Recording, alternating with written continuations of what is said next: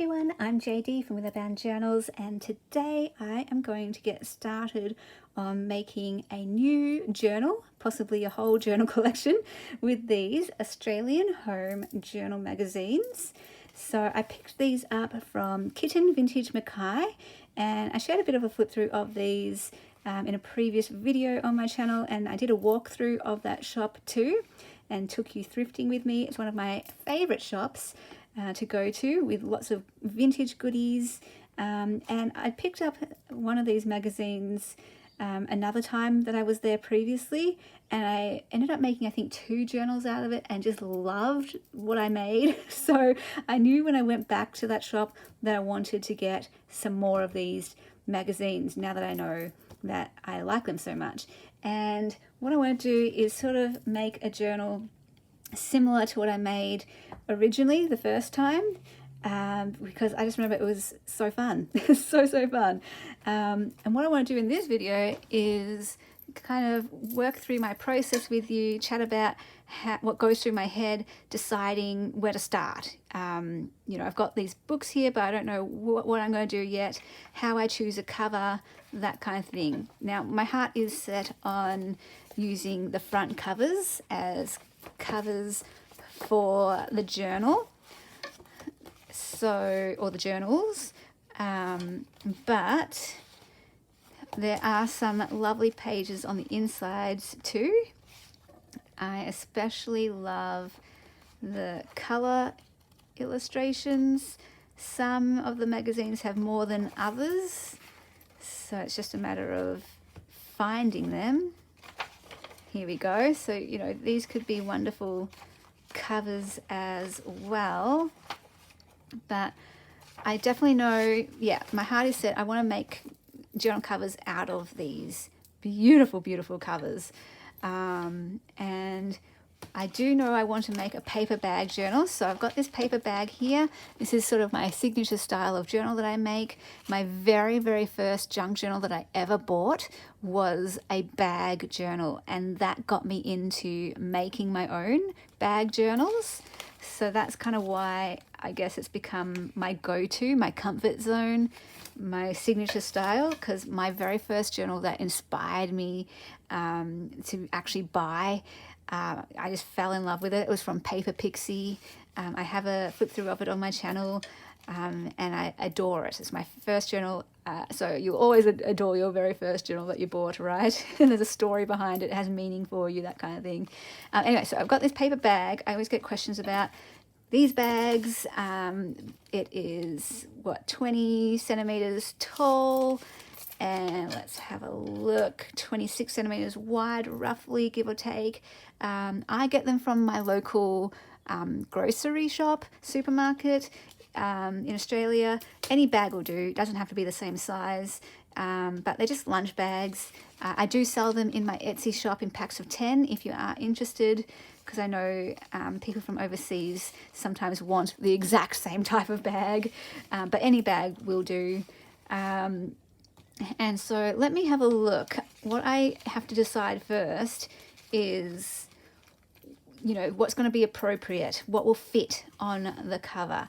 So something's going to get cut off. So I just want to make sure it's not going to get cut off like in the middle of someone's face. And they're pretty much set out perfectly for me. I could either choose the left side or the right side, and I'm going to get something interesting no matter what I choose. This one will probably be more, I don't know, both could work. Again, this one's kind of a bit looking weird, so I probably don't want like the free patterns. So this one, that's pretty clear. I know what I want to do there. I want to put that there. This one, again, it kind of shows me where to put it. Like, I probably put it here. And then this one, I don't know, I could do it there, but I feel like, and then there's other things to think about too. Again, I'm just going to kind of brain dump everything that runs through my head as I'm thinking about this, so you can see my process, my inner workings of my mind. And there's a lot of things I'm thinking about, and I'm a very detailed person and that kind of thing. So I'm looking at, do I want the title in there? Do I want these other words in there? do I want the date in there? Because I think that's pretty cool, having the date in there. It's not necessary, but I do think that is a cool little detail to have. Or do I just want to focus on the individual figures and let them be the star of the show? Okay, I'm pretty sure I know I'm going to do that. Pretty sure I know I'm going to do that. This one, it could work either way. Like, I think that could be really cute, but that could be cute too. So this one would miss the date. That's what I mean. Like, this one would miss the date. That's fine. This would be a tag or something, a journal card using the, like, that could be a ready-made journal card. This one here, yep. I don't know, I've got my heart set on using the dates, I think. And I can't remember what, I will probably want to check what I did for the other journal that I made, if I used the title or not. I like the idea of using journal because it's a journal. And since the other ones, I know I'm going to use this side of the cover, perhaps this one I should use this side. And I feel like I want these two figures. Yellow is my least favorite color. These ones are fun. And I don't know, I'm just gonna start here and make sure there's nothing great on that side that I would love to use. And then I also want to think about what I want to put on the back of the cover. And this is where I'd want to use something from the inside of the magazine and try to find something with color. You know, I notice the back cover, I don't really fuss with back covers for my personal journals because I never look at them, and they will get kind of, you know, they're on the back side. You don't see them. They get pushed around, bashed around. So for my personal journals, I just want a blank cover. I don't want anything special on the back. It's all about the front for me.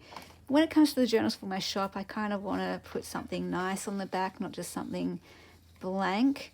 So I feel like what's going to happen is I try to keep the pages for each journal from the same magazine as the cover, if that makes sense. Not that you have to do that, but that's just something I like to do. It feels good to me doing it that way.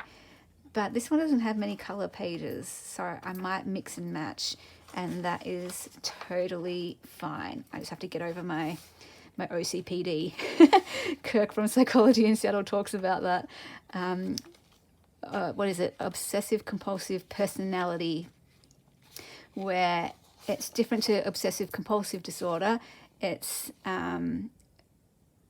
personality, where you tend towards, you like things to be structured and ordered, and sort of have that perfectionistic streak.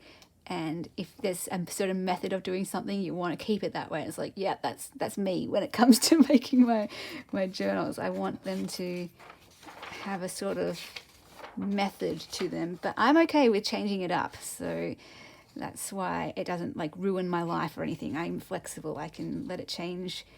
I can change things up, but I do have part of me that's like, ooh, but I don't want to do that. So I think, yeah, what I want to do is maybe change it up.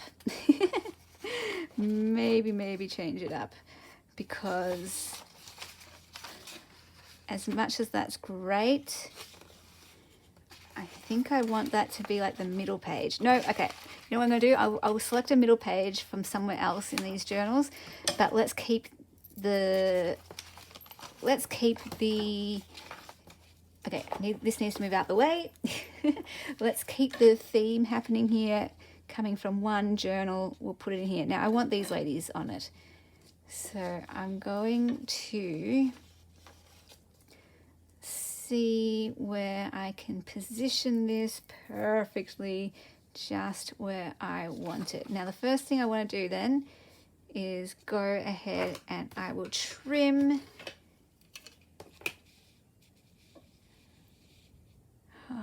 Okay, hang on, I'm thinking. Sometimes I have to stop to think.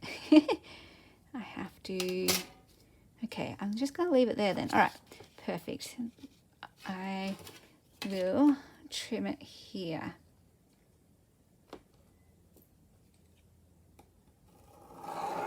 All right, that's my first thing I need to do.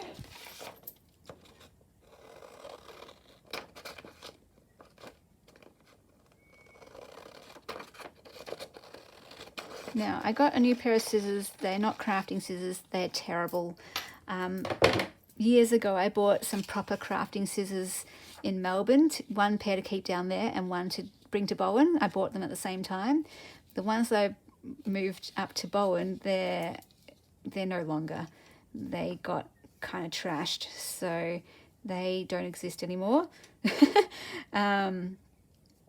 So I'm waiting. When I went to Melbourne, I sent up a package and included my special pair of crafting scissors. So I will look forward to when they arrive. Now I want to salvage these ladies here. I can make some journal cards with them. Perfect.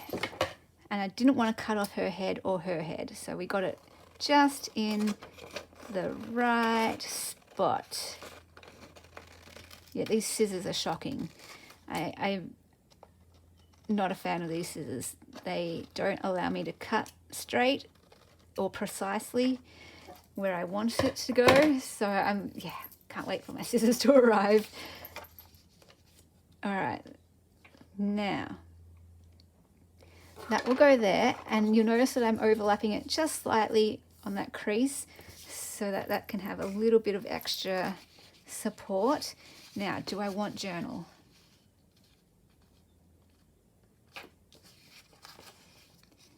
Because I can cut that so only the word journal goes there. Or do I just want the ladies? All right, I'm going to think about that as I trim this down using these terrible scissors that don't do what I want them to do. So if you're one of those people who are like, wow, I can never cut straight, maybe it's not you. Maybe it's your scissors.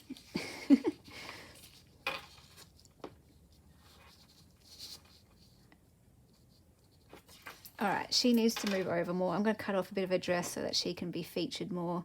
I am going to include the word journal. I think that's going to be just add a little bit of interest at the top. Oh, these scissors, my goodness. Okay, I'm going to not talk about these scissors anymore. Now, I'm actually going to want to trim it up higher so I can feature more of the dress, more of the dresses. So this is all I do. I always say this, the image, the design, the materials tell me what to do.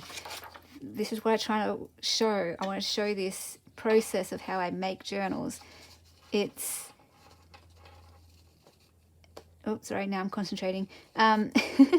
It's the image tells me what to do. That's why it's not a hard thing for me to make decisions about this. I don't get paralyzed by making these decisions because the materials themselves tell me what to do. Perfect. So all of the dress is going on the cover.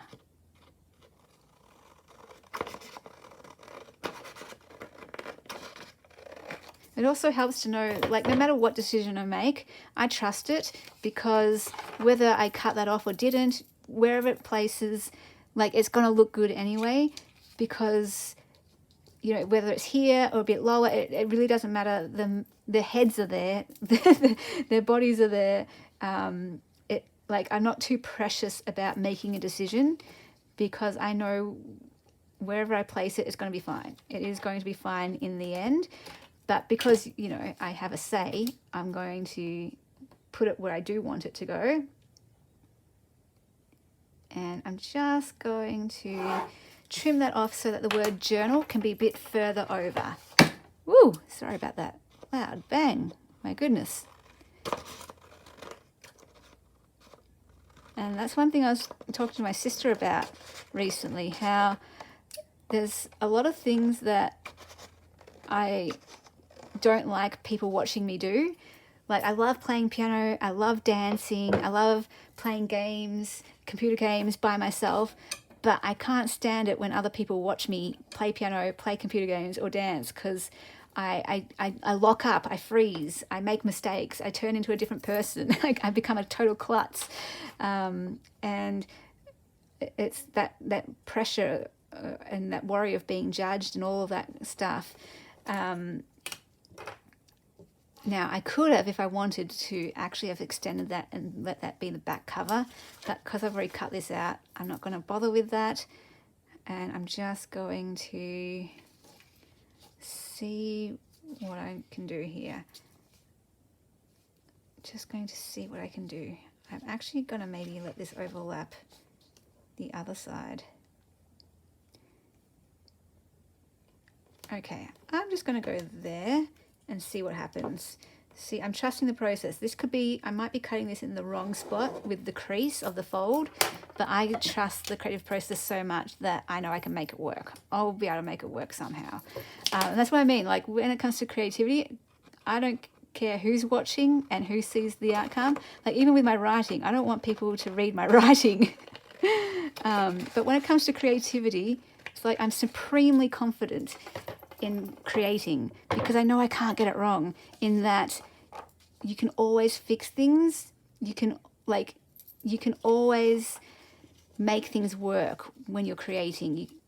And you can always just have fun. So even if it does turn into a complete mess, I'm okay with that when it comes to my creativity.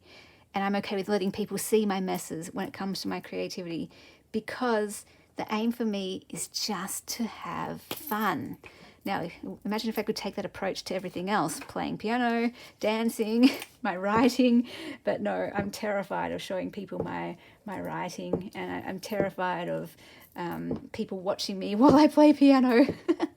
It's like I can play it in my room without making a mistake. As soon as someone's watching me, I forget all the notes. I make mistakes. I push 2 keys instead of 1. Like, you know, it's so funny.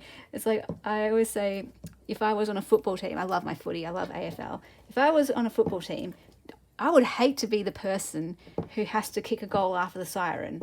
I would be terrible at that. Because it's like the pressure. Some people thrive off that pressure. Some people dream, it's their childhood dream of kicking the ball after the siren. Me, I'm like, no way, someone else do it, please. But when it comes to creativity, nah. For me, I know you can never go wrong, because you can always fix things, and you can always have fun even if it does go wrong. So it's totally okay. And you learn and you grow when you do something wrong, and if you have to chuck it out, if it's totally unfixable, or if you just really don't like it. Yes, sometimes I'll chuck things out, but I've learned then. I've grown. I know what to not do next time. So anyway, pep talk over. Just trust. No, hang on. Pep talk is still going. Trust your creativity. Trust that it doesn't have to be perfect all the time. Trust that you will make good decisions, and that you can always make things work anyway. I love this. This is so cool. Thank you so much for watching. This is actually going to be my patron journal for the month of September, where every month I make a different journal from start to finish over on my Patreon. I thought it'd be fun for this one to share the first video with you as a little bonus, so you can see kind of my thought process. That's kind of why I do these Patreon videos with start to finish journal making series, so you can really get into my head and really hear what is actually going on, how I make decisions, what I'm thinking about, all those things that run through my head that you wouldn't see necessarily when you just see the finished journal. And I do a flip through on my channel, and I flip through it and I just show it. You don't see like the painstaking thought that goes into it, all the little details that I'm thinking about, and so many of them, trying to make them come together, but also trusting the process, trusting that I'm always going to make the right decision. And even if I do make a mistake, it doesn't matter. You can either fix it or you can learn from it. So that's sort of how my process goes. So if you want to follow along for the rest of the series, feel free. There's a link to my Patreon down below in the description box. And basically you get access to my extra videos, as well as other things depending on your tier level. Ruby patrons get access to every single digital kit in my Etsy right over on my Patreon, plus new kits every month. There's mail tiers if you're interested in getting mail from me, whether it's like a small happy mail or some printables if you don't have a printer at home, or if you want a journal. Sometimes I send journals to my beautiful amethyst patrons. And the diamond tier, which is the highest tier for people who really love what I do and want to support what I do, you guys get a journal sent to you every month. So yeah, thank you so much to all my current patrons. Thank you so much for believing in me and what I do. It's super encouraging, and you make my creative dreams come true. Yeah, hope you enjoyed this video and got a little bit of insight and maybe something that helps you in your own creativity. And yeah, just have fun with it and trust yourself, trust your own creativity, that whatever you create is so inherently good because it came from you. Thank you so much for watching. I'll see you in the next video. Bye guys.